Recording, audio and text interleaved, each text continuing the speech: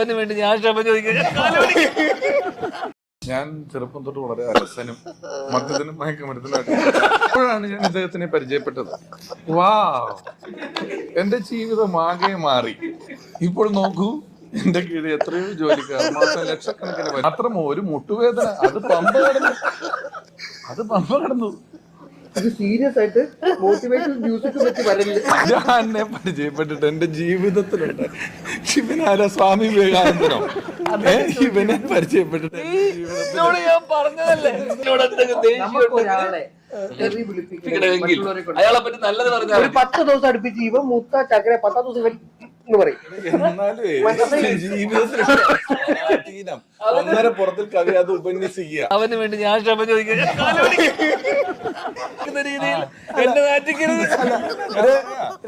നീ മിണ്ടാതിരുന്നോ? നീ കാരണം ഇതൊക്കെ ഞാൻ കേൾക്കേണ്ടി വരുന്നോ?